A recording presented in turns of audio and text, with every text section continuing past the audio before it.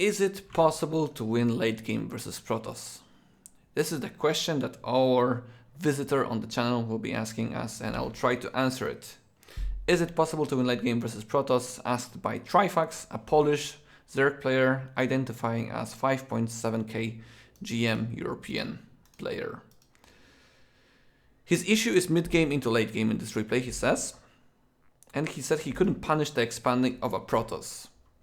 The barcode that you can see in here is Trifax, and his opponent is going to be Astrea. And I can already tell this is a huge MMR and just skill level difference at the very beginning of the replay, and it will be very hard to for the Zerg player to win versus Astrea. I think Astrea is a fantastic player. He's one of the top players in the world. And since you are just not even a 6k MMR player, it will be very hard to beat this kind of guy. So let's take a look how the late game is going to be shaping up for you. Is it possible to win late game versus Protoss? The answer is yes, it is possible. But we want to see in what position you put yourself in that it felt impossible for you. As we are heading into the Pillars of Gold, and Astrea is scouting you immediately. Yeah, the early game is looking obviously very standard. You guys have the build orders nailed down in the beginning, which is good. He is going for the Chronobus on the Adept. I assume you already knew this is a Stargate since he delayed the warp gate in here. That most of the time indicates this is a Stargate opening. You took the hatchery in the natural, which is already very good. I do like this. Did you send the link in?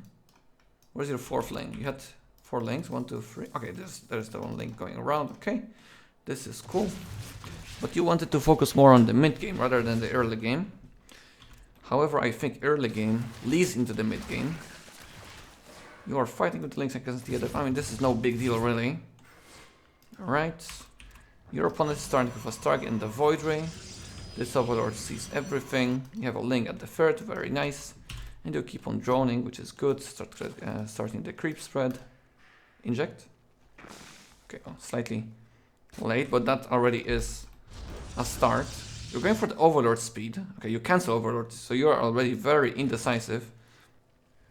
You are spending money for things that you don't necessarily need, since the Void Ray killed the Overlord, so you should know this is a Stargate opening and there should be a follow-up Oracle. Let's see. I like your Queen positioning. You have a Spore in the natural, which is good. No Spore in the main.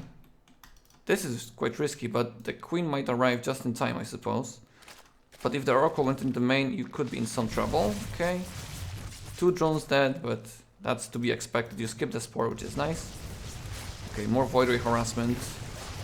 And that Void Ray actually killed quite a lot. You can see the resource stop. You already lost quite a lot. But this is not a bad opening really for you. You can't really do much about the third base, as the Protoss has it kind of locked down. The thing that you could do, if you see the Void Ray moving out like this and the Oracle, obviously it's very hard for you to spot, but you can have like spotter links across the map in here, right? So you see the Oracle moving out, and a couple of links on the left side as well, so like a total of, let's say, 8 links. Then you would see a Void Ray moving out and an Oracle moving out. And then if you can anticipate this kind of move out, you can kind of cancel this third base with, let's say, 16 links, 18 links, 20 links, something like that. And then you are either forcing the Oracle to go back with the Void Ray, or, well, one of the units to go back, or you get a cancel, because the Protoss will not have enough units firepower to clear the links without overpowering the building nexus, right? So this is something I would definitely recommend doing from time to time. However, droning up behind this and trying not to take any damage is a fair approach as well. He keeps on harassing. Oh, he loses the Oracle. That's really bad. Okay, you're going for the Roach Warren. Your upgrades are okay on time. I like your drone count. However, he really didn't feel any kind of like pressure from your side. You're just droning, but this is kind of to be expected, I suppose. Your lair is done. You're going for the Road Ravager Bane, I suppose. Which is, you make a second Spore, which, are you going to cancel it or not? Hello? What is this for? Alright, I guess we just finished. Because maybe you don't know if this is double target or not. You kept scouting somewhat, I suppose. Astrea, in the meantime, is going for massive amount of gateways. And just like skipping Immortals. So going for roaches is a good idea, absolutely. I do agree with that. Okay, you're going for the speed of the roaches. The Oracle keeps dealing damage. Like, you are really losing a lot of the economy because you're slightly out of position with the Oracle, against the Oracles with the Queens. You are also using some of the static defense.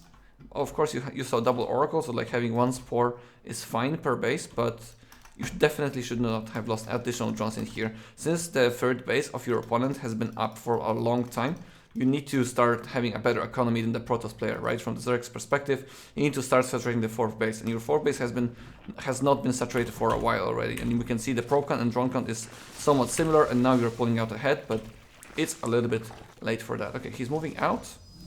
You have a good army to defend this, which is nice. You have two Spores, you're going to deflect it quite easily. Did you see the fourth? Well, you kind of saw. Yeah, it's hard to deny the fourth base, right? When there's like a void hovering around. But Astrea is smartly moving back. I do like this, but let's see what happens next. What I would do, oh, he loses even the War Prism with the 4 Zealots. I would definitely go for like a massive Roach Ravager Bane timing on the fourth base. Simply because he lost like an Oracle, he lost the War Prism. And the War Prism being dead means there's no counter-attack potential. So let's see what you are going to be deciding to go for. +2 is there. It's slightly later after the +1 finish, but it's okay. Not big deal. Infestation Pit in the meantime. I do like your play overall. It's not putting a lot of pressure on your opponent, but you've been economically fine somewhat, right? You took some damage with the Oracles, which is not so bad. I mean, it's not uncommon to see. I like that you're going from the left side and here trying to poke, but that does decrease the amount of time. You're going for the Overlord speed right now. Okay, I suppose it's okay. No big deal. We're deflecting the harassment, but you are moving with the entire army. This is your timing. You go for it. You trade. Look, you should be attacking like 20 seconds ago already. Take a look. You had a very good timing to hit. Even though he has Storm, you were like kind of maxed out. But because you don't know exactly what the size of the army of the Protoss is, it's hard for you to judge that, right? So you should be sending like a couple of links from this side just to see the army positioning of your opponent. Like this is a good firepower from the Protoss player if you're going from one side, right? But you can trade attacking from the left side, you can trade attacking from this side, and this side as well. You have a very strong army. Pillars of Gold is quite difficult to deal with this kind of stuff. So okay, you're moving the Banelings, and now you should be already poking with the Ravagers, you know? You can Corset by the cannon already, no problem whatsoever. Set a run by with the Banelings to this.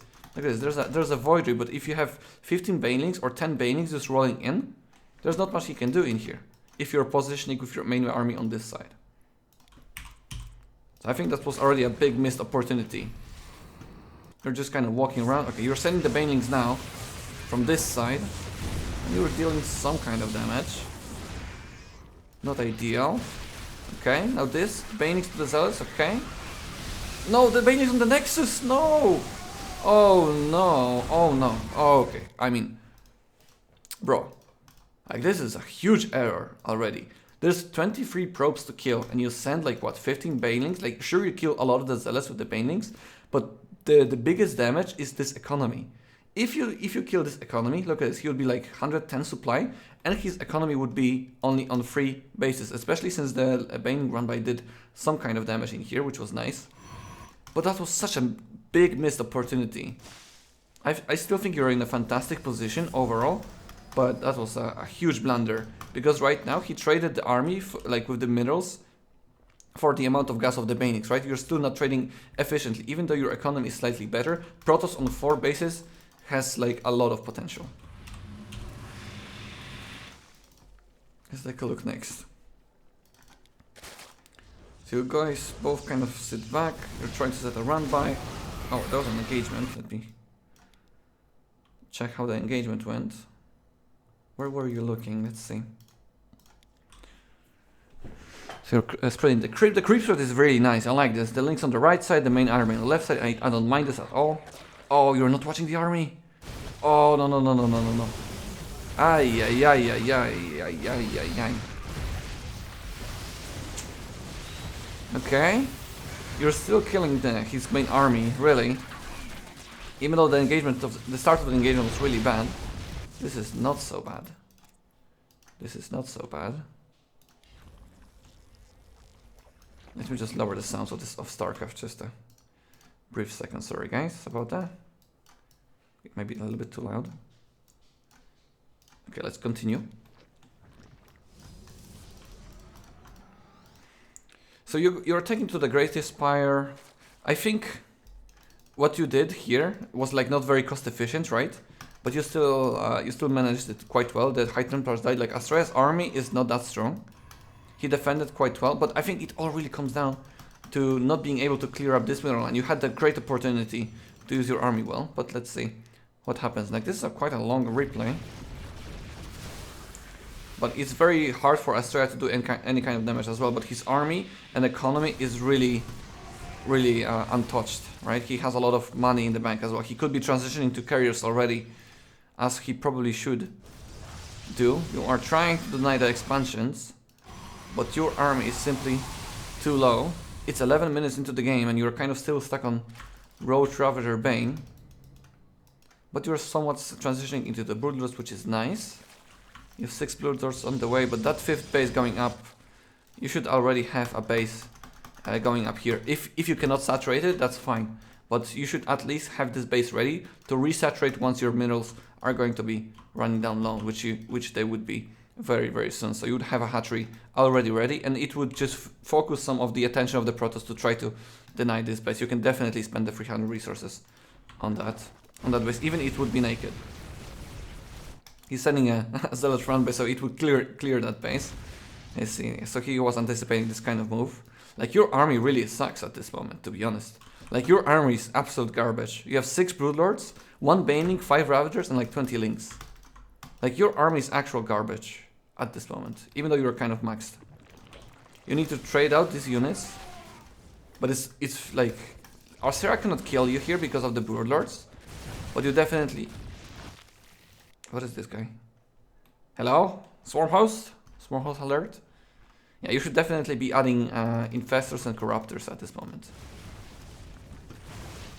I'm not sure if transitioning from Roach Ravager Bane into Broodlords is the best idea, but this is something that used to be done in the past, but I feel it's much better for the Protoss right now to deal with this kind of composition, because you will not have enough if you are not going to be trading efficiently, which you have not. You've been losing more resources, and you, again, this base should have been slowed down by quite a lot.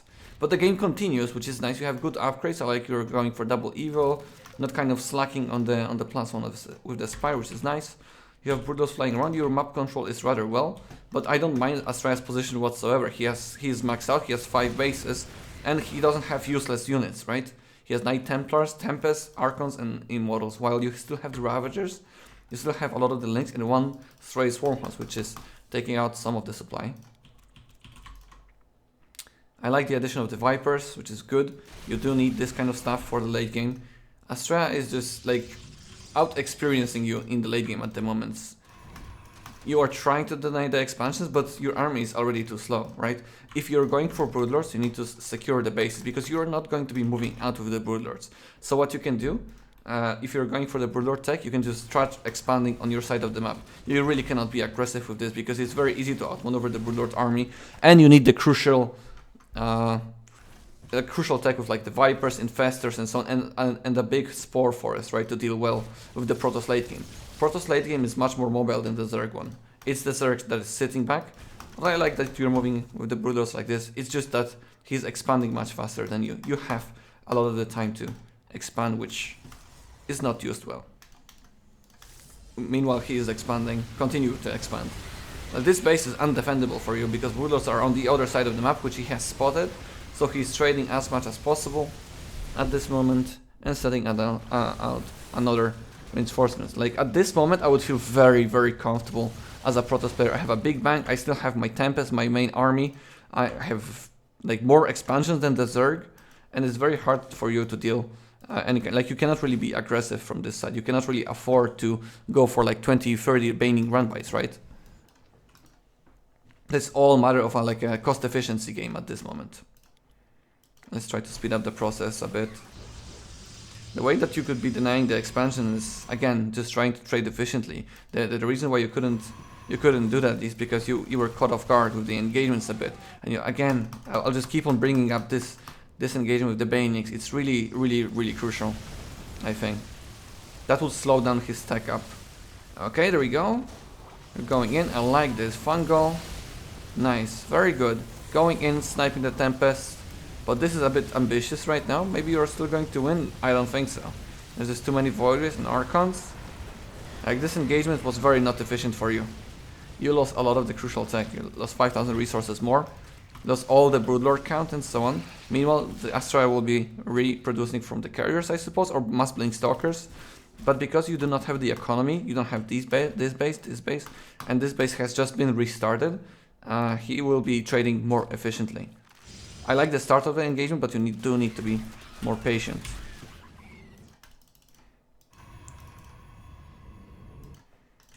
Yeah, Astrea is just playing a better game right now from like the 10th minute mark. You were doing very fine in the mid game and the early game, but the late game is kind of it does really look like you are lacking the experience. Even though on the replay it's like, oh, I cannot do much more.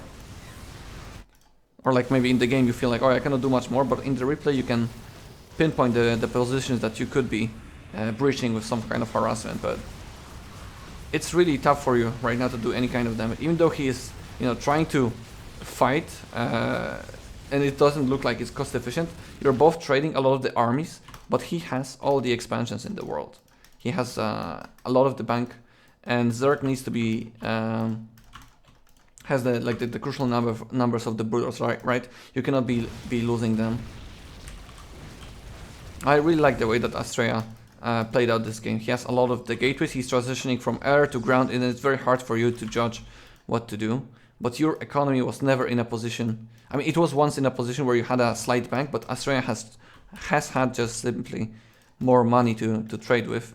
And of course, you are not going to be breaking this kind of stuff with too high 10% there. So Astrea is going on the right side. You do add Ultralisks, which is really nice. You have very good upgrades on the Ultralisks. And there's just so many Stalkers, so many Zealots. And he's just trying to outmaneuver you because he spotted that you are going for the Broodlord tech. And yeah, he will simply just outmaneuver you. You kind of spotted all the harassments and on all the attacks of Astrea while he was already in your face, right? You didn't really have the reaction time to properly move your army around. The moment he attacked you, he was already in your base, and that's when he attacked. So the reaction time for your army to arrive is already kind of like too late. And now he can just, yeah, absolutely just dismantle you with the run bys. You have nothing left at this moment. I mean, really, it was not a bad game from your side, from the Zerg's perspective. I do feel like there were a couple of missed opportunities overall, but Astrea didn't play a perfect game either.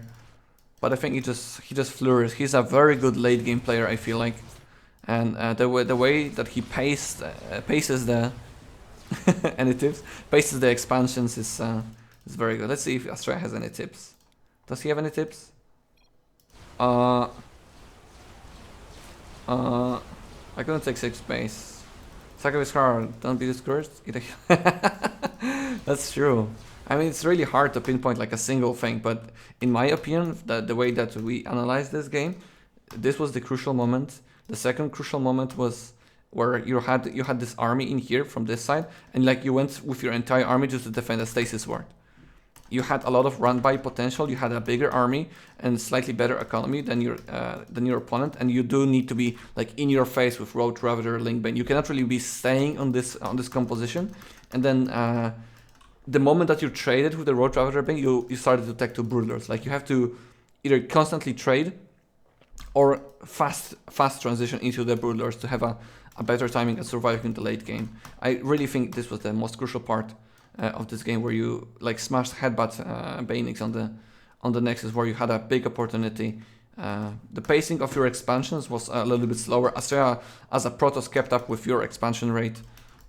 It really just feels like it was a matter of a game that a better player simply won the game. It's hard to say, hey, you should have done this and you would have won the game instantly. You know, Astrea just played a solid game, and I think there's no denying in here. Overall, you shouldn't be too sad about this. I still think the mid game that you have played and the early game was quite fine. Especially, I think the mid game you had good opportunities to find some damage, but the late game was quite lacking in the positioning. And remember, Astrea again is one of the world-class players, so it's no shame to lose. But I hope I helped you with this kind of analysis.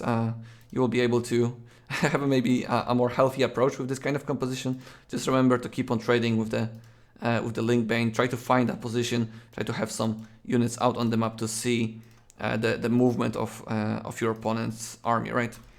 So yeah, GG, that's going to be it for this episode. I hope you enjoy it. Thank you guys so much for watching, and I'll see you on the next episode. Take care and bye bye.